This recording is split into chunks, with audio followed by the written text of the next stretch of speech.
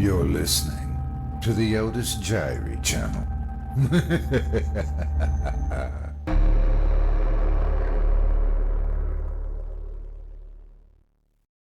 Beyond the Wall of Sleep by H.P. Lovecraft, performed by Otis Jiry.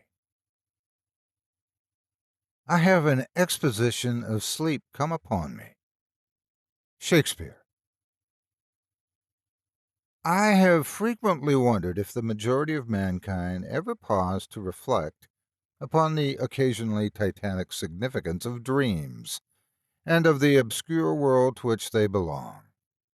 Whilst the greater number of our nocturnal visions are perhaps no more than faint and fantastic reflections of our waking experiences, Freud, to the contrary, with his puerile symbolism, there are still a certain remainder whose immundane and ethereal character permits of no ordinary interpretation, and whose vaguely exciting and disquieting effect suggests possible minute glimpses into a sphere of mental existence no less important than physical life, yet separated from that life by an all but impassable barrier.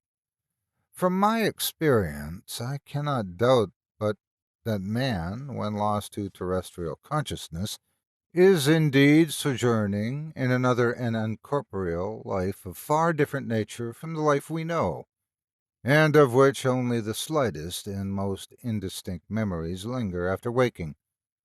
From those blurred and fragmentary memories we may infer much, yet prove little. We may guess that in dreams life, matter, and vitality, as the earth that knows such things, are not necessarily constant, and that time and space do not exist as our waking selves comprehend them. Sometimes I believe that this less material life is our truer life, and that our vain presence on the terraqueous globe is itself the secondary or merely virtual phenomenon. It was from a youthful reverie filled with speculations of this sort that I arose one afternoon in the winter of 1901, when to the state psychopathic institution in which I served as an intern was brought the man whose case has ever since haunted me so unceasingly. His name, as given on the records, was Joe Slater, or Slaughter, and his appearance was that of the typical denizen of the Catskill Mountain region, one of those strange, repellent scions of a primitive, colonial peasant stock, whose isolation for nearly 3 centuries in the hilly fastnesses of a little-traveled countryside has caused them to sink to a kind of barbaric degeneracy, rather than advance with their more fortunately placed brethren of the thickly settled districts.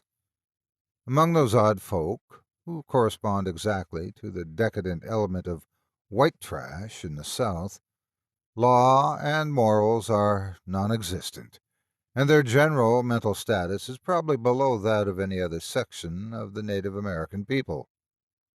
Joe Slater, who came to the institution in the vigilant custody of 4 state policemen, and who was described as a highly dangerous character, certainly presented no evidence of his perilous disposition when I first beheld him.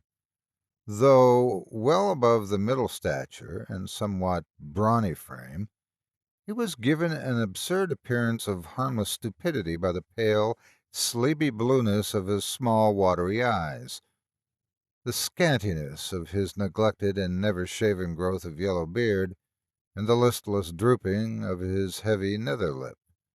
His age was unknown, since among his kind neither family records nor permanent family ties exist, but from the baldness of his head in front and from the decayed condition of his teeth, the head surgeon wrote him down as a man of about 40. From medical and court documents we learned all that could be gathered of his case. This man, a vagabond, hunter, and trapper, had always been strange in the eyes of his primitive associates. He had habitually slept at night beyond the ordinary time, and upon waking would often talk of unknown things in a manner so bizarre as to inspire fear even in the hearts of an unimaginative populace. Not that his form of language was all that unusual, for he never spoke, save in the debased patois of his environment, but the tone and tenor of his utterances were of such mysterious wildness that none might listen without apprehension. He himself was generally as terrified and as baffled as his auditors, and within an hour after awaking would forget all that he had said, or at least all that had caused him to say what he did, relapsing into a bovine, half-amiable normality, like that of the other hill-dwellers. As Slater grew older, it appeared his matutinal aberrations had gradually increased in frequency and violence, till about a month before his arrival at the institution had occurred the shocking tragedy which caused his arrest by the authorities. One day, near noon, after a profound sleep begun in a whiskey debauch at about 5 of the previous afternoon, the man had roused himself most suddenly with ululations so horrible and unearthly that they brought several neighbors to his cabin, a filthy sty where he dwelt with a family as indescribable as himself. Rushing out into the snow, he had flung his arms aloft and commenced a series of leaps directly upward in the air, the while shouting his determination to reach some big cabin with brightness in the roof and walls and floor, and the loud, queer music far away. As two men of moderate size sought to restrain him, he had struggled with maniacal force and fury, screaming of his desire and need to find and kill a certain thing that shines and shakes and laughs. At length, after temporarily felling one of his detainers with a sudden blow, he had flung himself upon the other in a demoniac ecstasy of bloodthirstiness, shrieking fiendishly that he would jump high in the air and burn his way through anything that stopped him. Family and neighbors had now fled in a panic, and when the more courageous of them returned, Slater was gone, leaving behind an unrecognizable pulp-like thing that had been a living man but an hour before. None of the mountaineers had dared to pursue him, and it is likely that they would have welcomed his death from the cold. But when several mornings later they heard his screams from a distant ravine, they realized that he had somehow managed to survive, and that his removal in one way or another would be necessary. Then had followed an armed searching party, whose purpose, whatever it may have been originally, became that of a sheriff's posse, after one of the seldom popular state troopers had by accident observed, then questioned, and finally joined the seekers. On the third day, Slater was found unconscious in the hollow of a tree, and taken to the nearest jail, where alienists from Albany examined him as soon as his senses returned. To them he told a simple story. He had, he said, gone to sleep one afternoon about sundown after drinking much liquor. He had been awakened to find himself standing bloody-handed in the snow before his cabin, the mangled corpse of his neighbor, Peter Slater, at his feet. Horrified, he had taken to the woods in a vague effort to escape from the scene of what must have been his crime. Beyond these things he seemed to know nothing, nor could the expert questioning of his interrogators bring out a single additional fact. That night Slater slept quietly, and the next morning he awakened with no singular features save a certain alteration of expression. Dr. Bernard, who had been watching the patient, thought he noticed in the pale blue eyes a certain gleam of peculiar quality, and the flaccid lips an all but imperceptible tightening, as if of intelligent determination. But when questioned, Slater relapsed into the habitual vacancy of a mountaineer, and only reiterated what he had said on the preceding day. On the third morning occurred the first of the man's mental attacks. After some show of uneasiness and sleep, he burst forth into a frenzy so powerful that the combined efforts of 4 men were needed to bind him in a straitjacket. The alienists listened with keen attention to his words, since their curiosity had been aroused to a high pitch by the suggestive yet mostly conflicting and incoherent stories of his family and neighbors. Slater raved for upward of 15 minutes, babbling in his backwoods dialect of great edifices of light, oceans of space, strange music, and shadowy mountains and valleys. But most of all, he dwelt upon some mysterious blazing entity that shook and laughed and mocked at him. This vast, vague personality seemed to have done him a terrible wrong, and to kill it in triumphant revenge was his paramount desire. In order to reach it, he said, he would soar through abysses of emptiness, burning every obstacle that stood in his way. Thus ran his discourse until the greatest suddenness he ceased. The fire of madness died from his eyes, and in dull wonder he looked at his questioners and asked why he was bound. Dr. Bernard unbuckled the leathern harness and did not restore it till night, when he succeeded in persuading Slater to don it of his own volition for his own good. The man had now admitted that he sometimes talked queerly, though he knew not why. Within a week 2 more attacks appeared, but from them the doctors learned little. Of the source of Slater's visions they speculated at length, for since he could neither read nor write, and apparently had never heard a legend or fairy tale, his gorgeous imagery was quite inexplicable. That it could not come from any known myth or romance was made especially clear by the fact that the unfortunate lunatic expressed himself only in his own simple manner. He raved of things he did not understand and could not interpret, things which he claimed to have experienced, but which he could not have learned through any normal or connected narration. The alienists soon agreed that abnormal dreams were the foundation of the trouble, dreams whose vividness could, for a time, completely dominate the waking mind of this basically inferior man. With due formality, Slater was tried for murder, acquitted on the grounds of insanity, and committed to the institution wherein I held so humble a post. I have said that I am a constant speculator concerning dream life, and from this you may judge of the eagerness with which I applied myself to the study of the new patient as soon as I had fully ascertained the facts of the case. He seemed to sense a certain friendliness in me, born, no doubt, of the interest I could not conceal, and the gentle manner in which I questioned him. Not that he ever recognized me during his attacks, which I hung breathlessly upon his chaotic but cosmic word pictures, but he knew me in his quiet hours, when he would sit by his barred window weaving baskets of straw and willow, and perhaps pining for the mountain freedom he could never enjoy again. His family never called to see him. Probably it had found another temporary head, after the manner of decadent mountain folk. By degrees I commenced to feel an overwhelming wonder at the mad and fantastic conceptions of Joe Slater.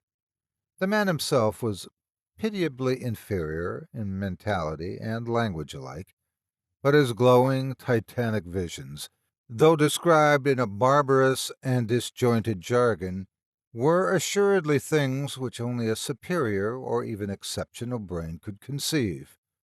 How, I often asked myself, could the stolid imagination of a Catskill degenerate conjure up sights whose very possession argued a lurking spark of genius?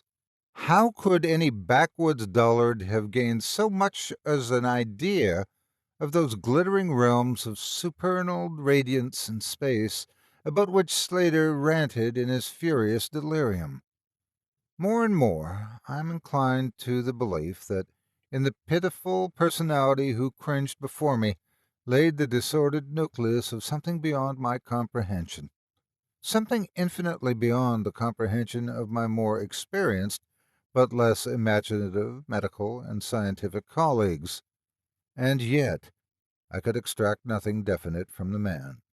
The sum of all my investigation was that in a kind of semi-incorporeal dream life, Slater wandered or floated through resplendent and prodigious valleys, meadows, gardens, cities, and palaces of light, in a region unbounded and unknown to man.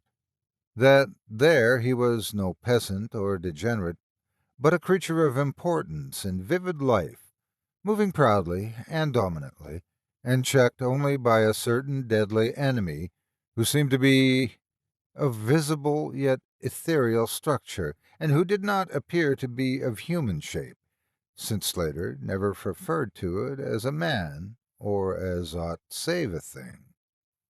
This thing has done Slater some hideous but unnamed wrong, which the maniac, if maniac he were, yearned to avenge.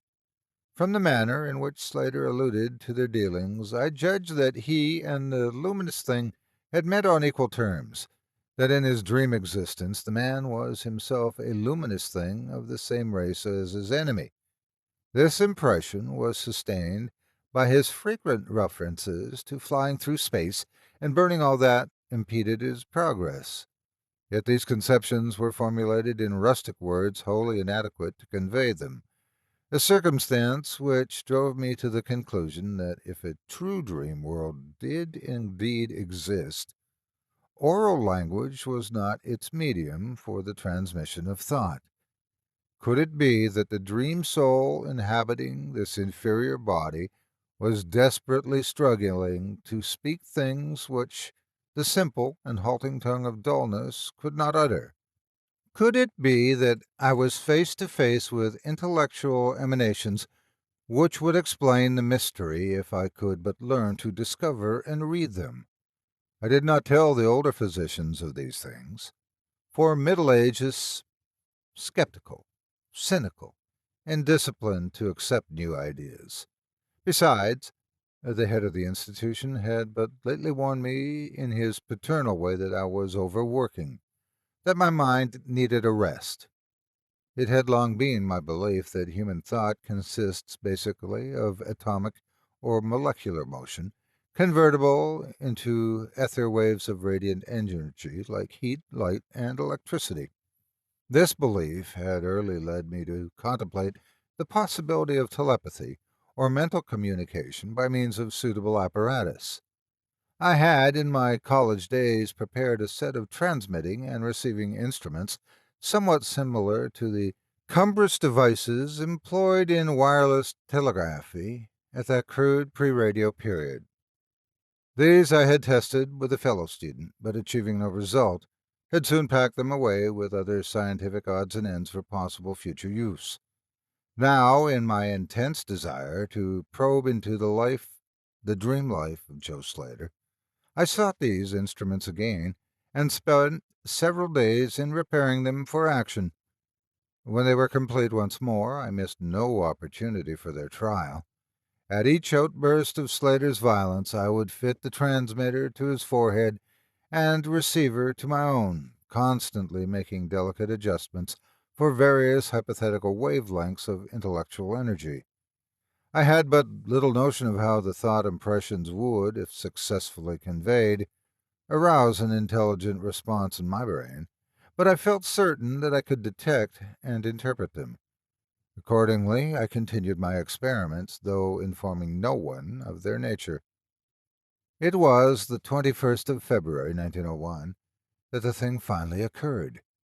As I look back across the years, I realize how unreal it seems, and sometimes half wonder if old Dr. Fenton was not right when he charged it all to my excited imagination. I recall that he listened with great kindness and patience when I told him, but afterward gave me a nerve powder and arranged for a half-year's vacation, on which I departed the next week. That fateful night I was wildly agitated and perturbed, for despite the excellent care he had received, Joe Slater was unmistakably dying. Perhaps it was his mountain freedom that he missed, or perhaps the turmoil in his brain had grown too acute for his rather sluggish physique. At all events, the flame of vitality flickered low in the decadent body. He was drowsy near the end, and as darkness fell, he dropped off into a troubled sleep. I did not strap on the straitjacket, as was customary when he slept, since I saw that he was too feeble to be dangerous, even if he awoke in a mental disorder once more before passing away. but I did place upon his head and mine the two ends of my cosmic radio, hoping against hope for a first and last message from the dream world in the brief time remaining. In the cell with us was one nurse, a mediocre fellow who did not understand the purpose of the apparatus or think to inquire into my course. As the hours wore on, I saw his head droop awkwardly in sleep, but I did not disturb him. I myself, lulled by the rhythmical breathing of the healthy and the dying man, must have nodded a little later. The sound of weird lyric melody was what aroused me. Chords, vibrations, and harmonic ecstasies echoed passionately on every hand, while on my ravished sight burst the stupendous spectacle of ultimate beauty. Walls, columns, and architraves of living fire blazed effulgently around the spot where I seemed to float in air, extending upward to an infinitely high vaulted dome of indescribable splendor. Blending with this display of palatial magnificence, or rather supplanting it at times in kaleidoscopic rotation, were glimpses of wide plains and graceful valleys, high mountains and inviting grottos, covered with every lovely attribute of scenery which my delighted eye could conceive of, yet formed wholly of some glowing, ethereal, plastic entity, which is consistency partook as much of spirit as of matter. As I gazed, I perceived that my own brain held the key to these enchanting metamorphoses, for each vista which appeared to me was the one my changing mind most wished to behold. Amidst this Elysian realm, I dwelt not as a stranger, for each sight and sound was familiar to me, just as it had been for uncounted eons of eternity before, and would be for like eternities to come.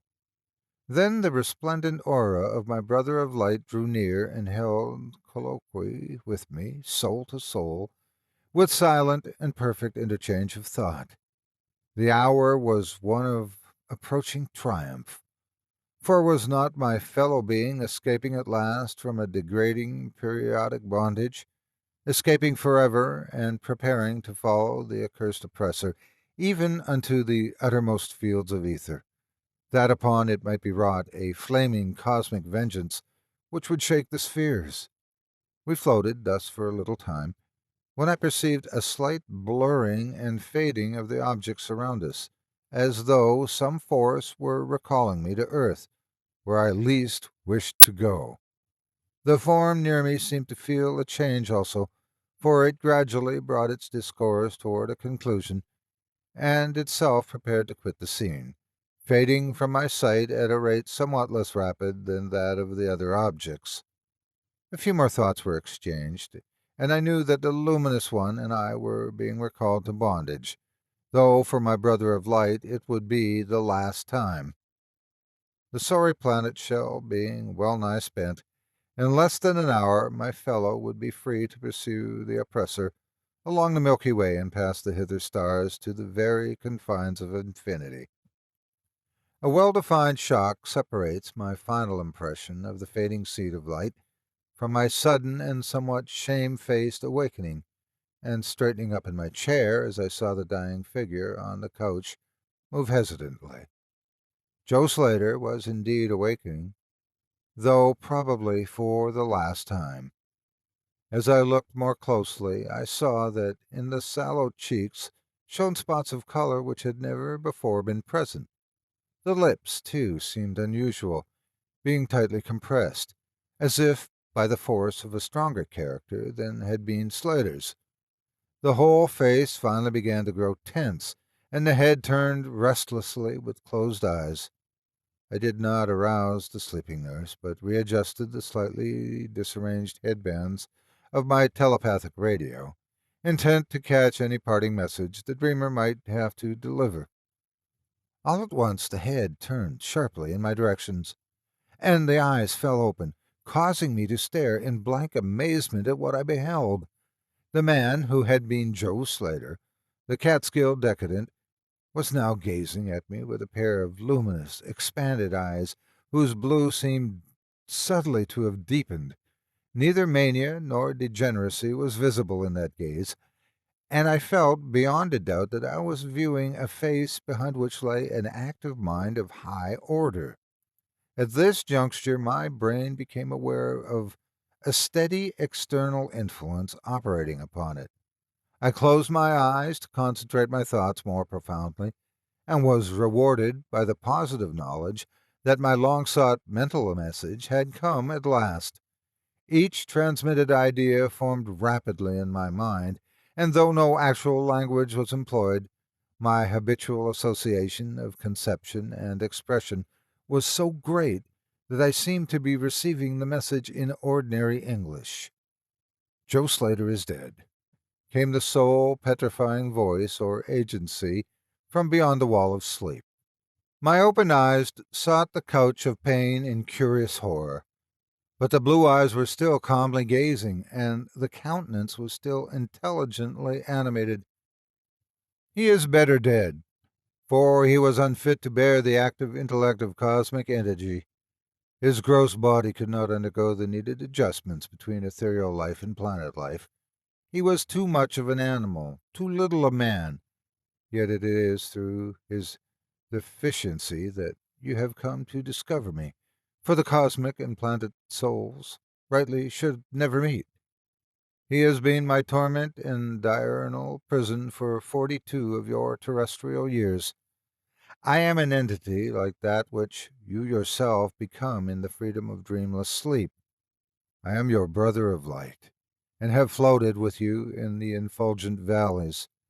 It is not permitted me to tell your waking earth self of your real self, but we are all roamers of vast spaces and travelers in many ages. Next year I may be dwelling in the dark Egypt which you call ancient, or in the cruel empire of Tsan Shan, which is to come 3,000 years hence. You and I have drifted to the worlds that reel about the red Arcturus, and dwelt in the bodies of the insect philosophers that crawl proudly over the fourth moon of Jupiter.